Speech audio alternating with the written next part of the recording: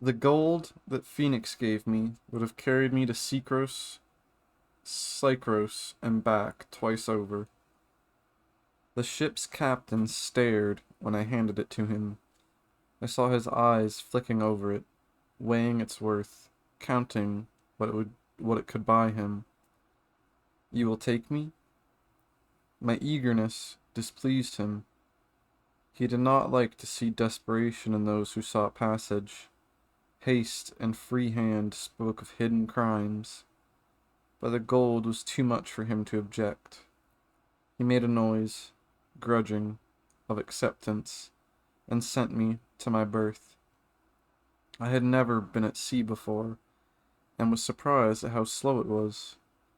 The boat was a big-bellied trader, making its lazy rounds of the islands, sharing the fleece, oil, and carved furniture of the mainland with the more isolated kingdoms. Every night we put in a different port to refill our water pots and unload our stores. During the days I stood at the ship's prow, watching the waves fall away from our black tarred hull, waiting for the sight of land. At another time, I would have been enchanted with it all. The names of the ship's parts, halyard, mast, stern, the color of the water, the scrubbed, clean smell of the winds. But I barely noticed these things. I thought only of the small island flung out somewhere in front of me, and the fair-haired boy I'd hoped to find there. The Bay of Seacros was so small that I did not see it until we had swung around the rocky island's southern rim and were almost upon it.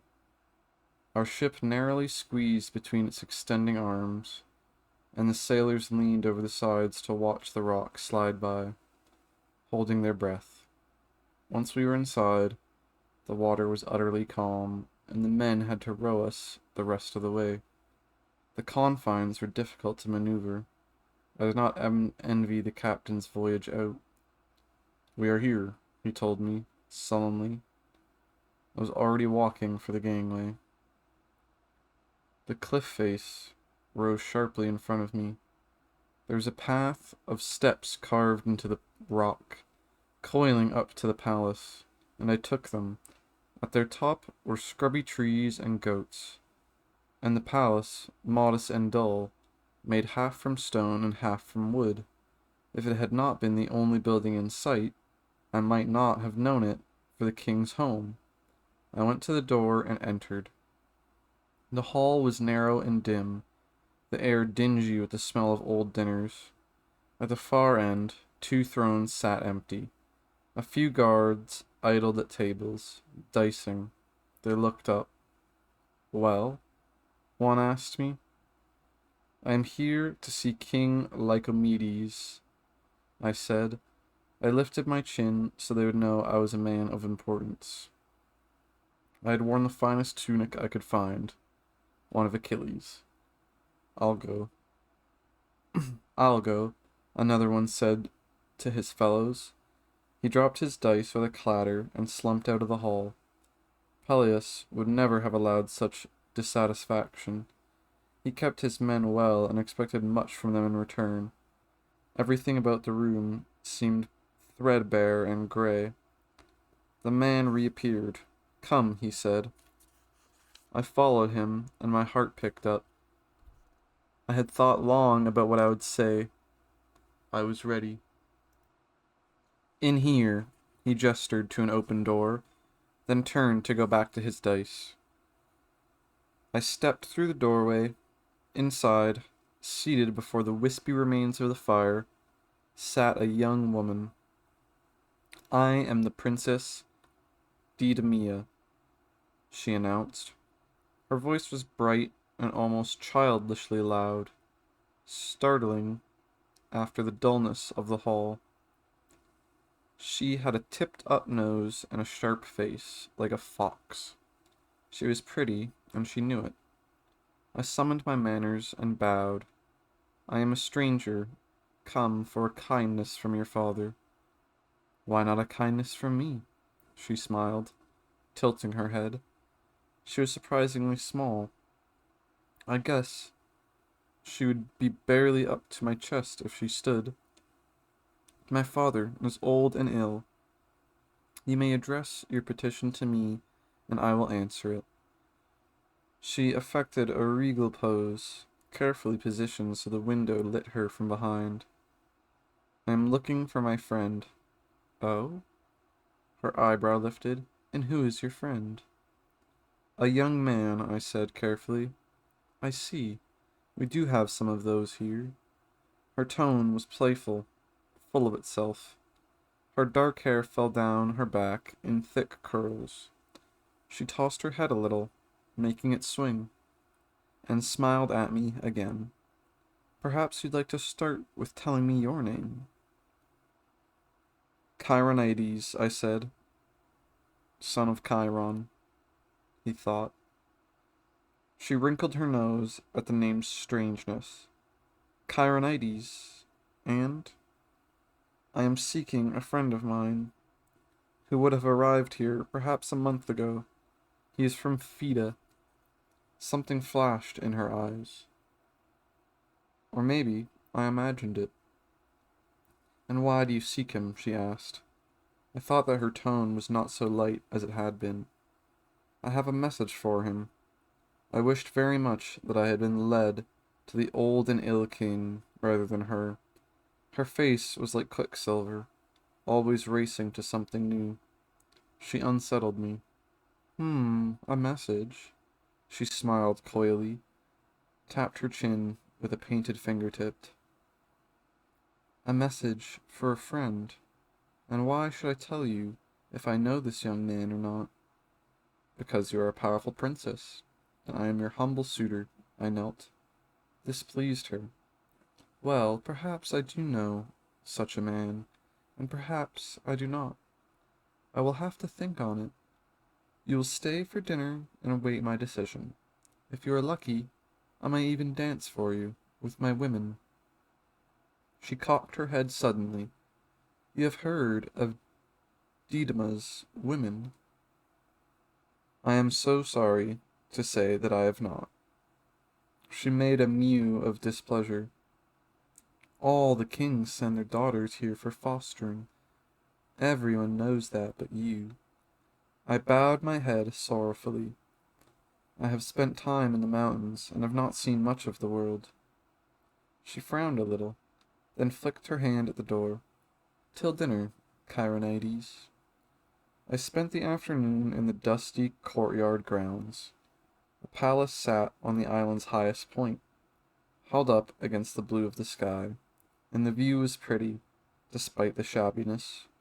As I sat, I tried to remember all that I had heard of Lycomedes. He was known to be kind enough, but a weak king, of limited resources.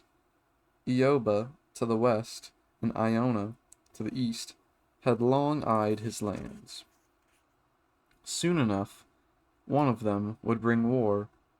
Despite the inhospitable shoreline, if they had heard women ruled here, it would be all the sooner. When the sun had set, I returned to the hall. Torches had been lit, but they only seemed to increase the gloom. Didymia, a gold circlet gleaming in her hair, led an old man into the room. He was hunched over and so draped with furs that I could not tell where his body began. She settled him on a throne and gestured grandly to the servant.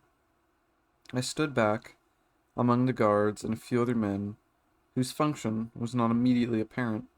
Counselors, cousins.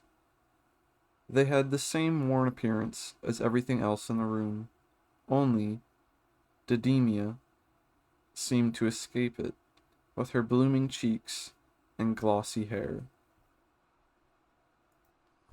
A servant motioned to the cracked benches and tables, and I sat. The king and the princess did not join us. They remained on their thrones at the hall's other end.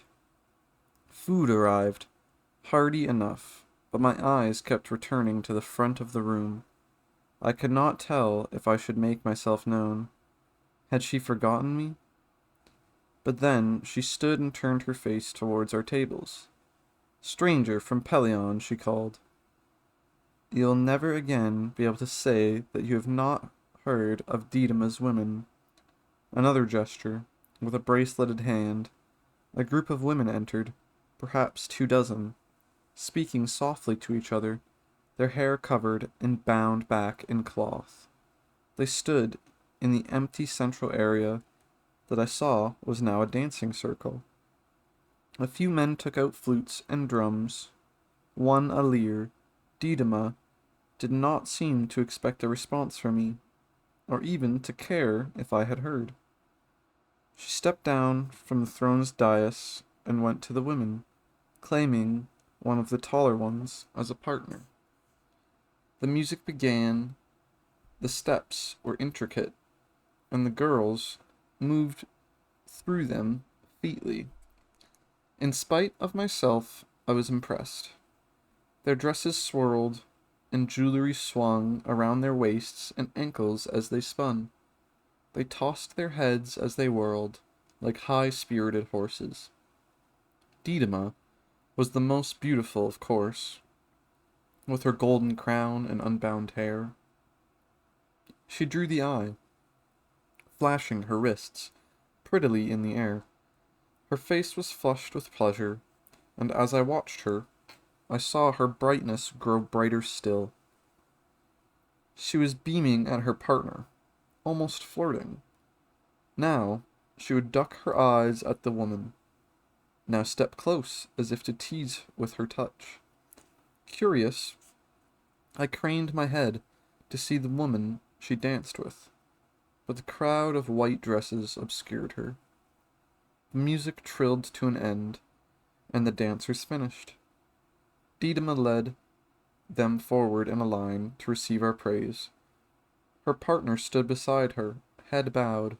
She curtsied with the rest and looked up. I made some sort of sound, the breath jumping in my throat. It was quiet, but it was enough.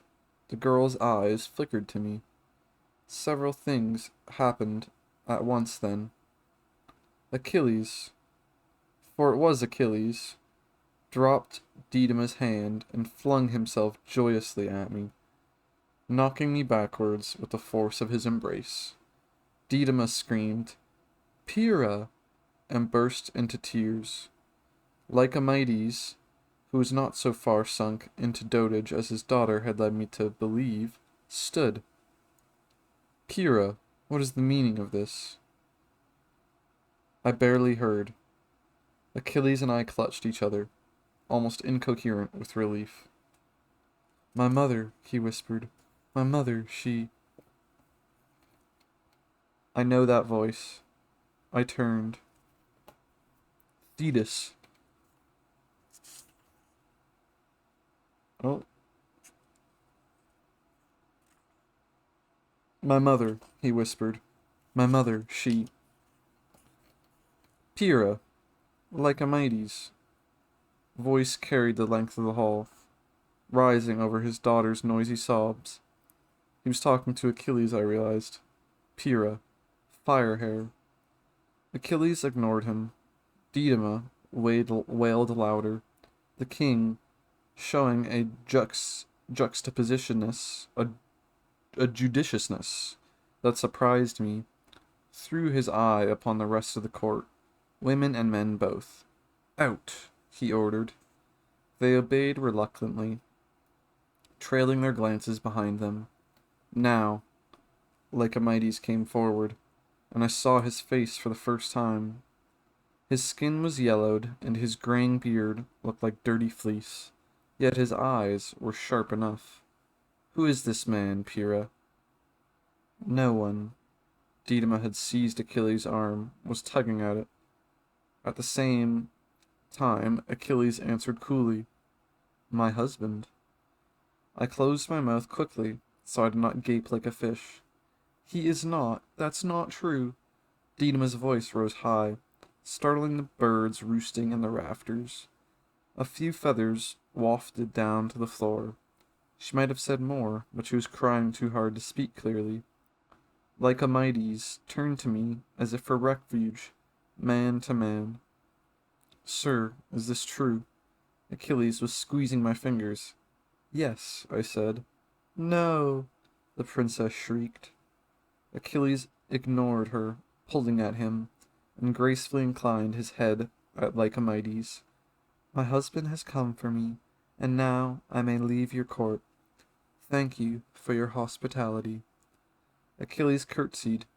I noted, with an idle, dazed part of my mind, that he did it remarkably well. Lycomedes held up a hand to prevent us. We should consult your mother first. It was she who gave you to me to foster. Does she know of this husband? No, Didyma said again. Daughter. This was Lycomedes, frowning in a way that was not unlike his daughter's habit. Stop this scene. Release Pyrrha.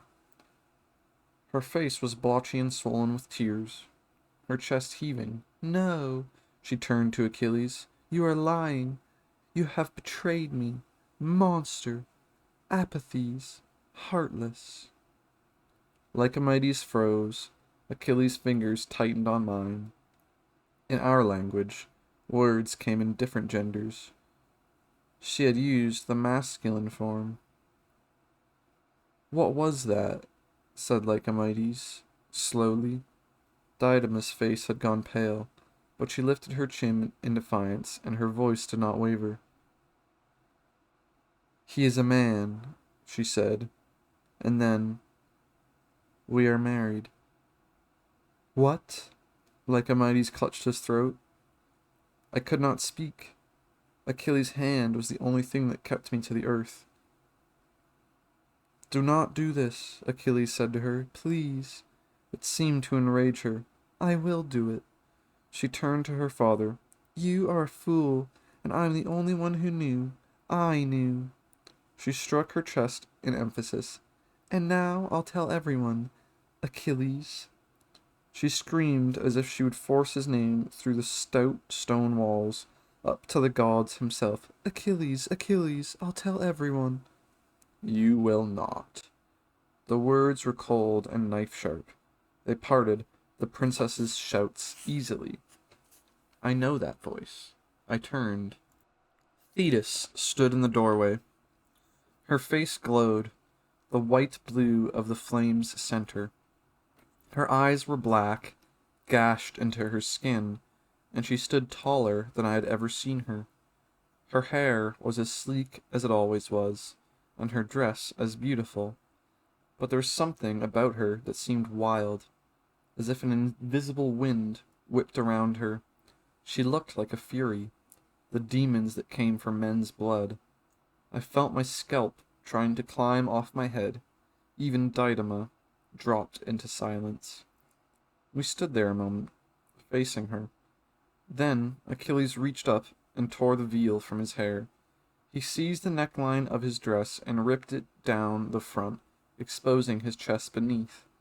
The firelight played over his skin, warming it to gold. No more, mother, he said. Something rippled beneath her features. A spasm of sorts. I was half afraid she would strike him down, but she only watched him with those reckless, restless black eyes. Achilles turned then to Lycomedes. My mother and I have deceived you, for which I offer my apologies. I am the Prince Achilles, son of Peleus. She did not wish me to go to war and hid me here, as one of your foster daughters. Lycomedes swallowed and did not speak. We will leave now, Achilles said gently. The words shook Didyma from her trance. No, she said, voice rising again. You cannot. Your mother said the words over us, and we are married. You are my husband. Lycomedes' breath rasped loudly in the chamber. His eyes were for Thetis alone. Is this true? He asked. It is, the goddess answered.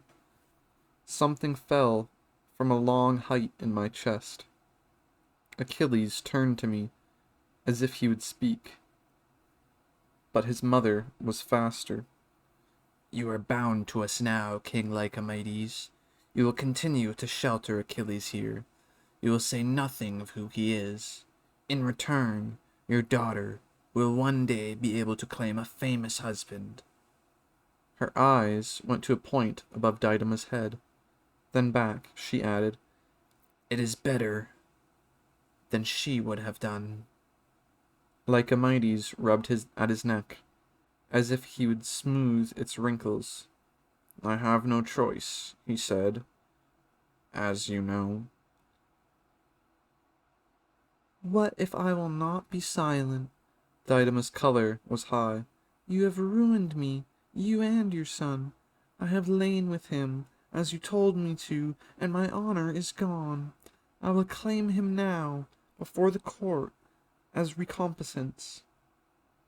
"I have lain with him." "You are a foolish girl," Thetis said. Each word fell like an axe blade, sharp and severing. "Poor and ordinary, an expedient only. You do not deserve my son. You will keep your peace, or I will keep it for you." Didymus stepped backwards, her eyes wide, her lips gone white. Her hands were trembling. She lifted one to her stomach and clutched the fabric of her dress there, as if to steady herself. Outside the palace, beyond the cliffs, we could hear huge waves breaking on the rocks, dashing the shoreline to pieces. "I am pregnant," the princess whispered. I was watching Achilles when she said that, and I saw the horror on his face. Lycomedes made a noise of pain. My chest felt hollowed and eggshell thin. Enough. Perhaps I said it. Perhaps I only thought it. I let go of Achilles' hand and strode to the door. Thetis must have moved aside for me. I could have ran into her if she had not. I would have ran into her if she had not. Alone, I stepped into the darkness. "Wait!" Achilles shouted. It took him longer to reach me than it should have. I noted with detachment. The dress must be tangling his legs. He caught up to me, seized my arm. "Let go," I said. "Please wait. Please, let me explain. I did not want to do it. My mother—" He was breathless, almost panting. I had never seen him so upset. "She led the girl to my room. She made me. I did not want to. My mother said— She said—" He was stumbling over his words. "She said that if I did as she said, she would tell you where I was." When Didyma thought would happen. What had Didyma thought would happen, I wondered, when she had her women dance for me? Had she really thought I would not know him? I could recognize him by touch alone, by smell. I would have known him blind, by the way his breaths came and his feet struck the earth. I would know him in death, at the end of the world. "Patroclus!" He cupped my cheek with his hand. "Do you hear me? Please say something." I could not stop imagining her skin beside his, her swelling breasts and curving hips. I remembered the long days I grieved for him, my hands empty and idle, plucking the air like birds peck at dry earth. "Patroclus, you did it for nothing." He flinched at the emptiness of my voice. But how else was I to sound? "What do you mean?" "Your mother did not tell me where you were. It was Peleus." His face had gone pale, blood dry. "She did not tell you?" "No. Did you truly expect she would?" My voice cut harder than I meant it to. "Yes," he whispered. There are 1,000 things I might have said to reproach him for his naivety. He had always trusted too easily. He had so little in his life to fear or suspect. In the days before our friendship, I had almost hated him for this, and some old spark of that flared in me, trying to relight. Anyone else would have known that Thetis acted for her own purposes only. How could he be so foolish? The angry words pricked in my mouth. But when I tried to speak them, I found I could not. His cheeks were flushed with shame, and the skin beneath his eyes was wary. His trust was a part of him, as much as his hands or his miraculous feet, and despite my hurt, I would not wish to see it gone, to see him as uneasy and fearful as the rest of us, for any price. He was watching me closely, reading my face over and over, like a priest searching the auguries for an answer. I could not see the slight line in his forehead that meant utmost. I could see the line in his forehead that meant utmost concentration. Something shifted in me then, like the frozen surface of the Apennines in spring. I had seen the way he looked at Didyma, or rather the way he did not. It was the same way he had looked at the boys in Phaeda, blank and unseeing. He had never, not once, looked at me that way. "Forgive me," he said again. "I did not want it. It was not you. I did not like it." Hearing it soothed the last of the jagged grief that had begun when Didyma shouted his name. My throat was thick with the beginning of tears. "There is nothing to forgive," I said. Later that evening, we returned to the palace. The great hall was dark, its fires burned to embers. Achilles had repaired his dress as best he could, but it still gaped to the waist. He held it closed in case we met a lingering guard. The voice came from the shadows. "You have returned." The moonlight did not quite reach the thrones, but we saw the outline of a man there, thick with furs. His voice seemed deeper than it had before, heavier. "We have," Achilles said. I could hear the slight hesitation before he answered. He had not expected to face the king again so soon. "Your mother is gone, I do not know where." The king paused, as if awaiting a response. Achilles said nothing. "My daughter, your wife, is in her room crying. She hopes you will come to her." I felt the flinch of Achilles' guilt. His words came out stiffly. It was not a feeling that he was used to. "It is unfortunate that she hopes for this." "It is indeed," Lycomedes said. We stood in silence a moment. Then Lycomedes drew a weary breath. "I suppose that you want a room for your friend?" "If you do not mind," Achilles said carefully. Lycomedes let out a soft laugh. "No, Prince Achilles, I do not mind." There was another silence. I heard the king lift a goblet, drink, replace it on the table. "The child must have your name. You understand this?" This is what he had waited in the dark to say, beneath his furs, by the dying fire. I understand it," Achilles said quietly. "And you swear it?" There was a hair's breadth of pause. I pitied the old king. I was glad when Achilles said, "I swear it." The old man made it sound like a sigh, but his words, when they came out, were formal. He was a king again. "Good night to you both." We bowed and left him. In the bowels of the palace, Achilles found a guard to show us to the guest quarters. The voice he used was high and fluting, his girl's voice. I saw the guard's eyes flicker over him, lingering on the torn edges of the dress, his disheveled hair. He grinned at me with all his teeth. "Right away, mistress," he said. In the stories, the gods have the power to delay the moon's course if they wish, to spin a single night the length of many. Such was this night, a bounty of hours that never ran dry. We drank deeply, thirsty for all that we had missed in the weeks we were separated. It was not until the sky began to blanch at last to gray that I remembered what he had said to Lycomedes in the hall. It had been forgotten amidst Didymus' pregnancy, his marriage, a reunion. Your mother was trying to hide you from the war? He nodded. She does not want me to go to Troy. Why? I had always thought she had wanted him to fight. I don't know. She says I'm too young. Not yet, she says. And it was her idea? I gestured at the remnants of the dress. Of course, I wouldn't have done it myself. He made a face and yanked at his hair, hanging still in its womanly curls. An irritant, but not a crippling shame, as it would have been to another boy. He did not fear ridicule. He had never known it.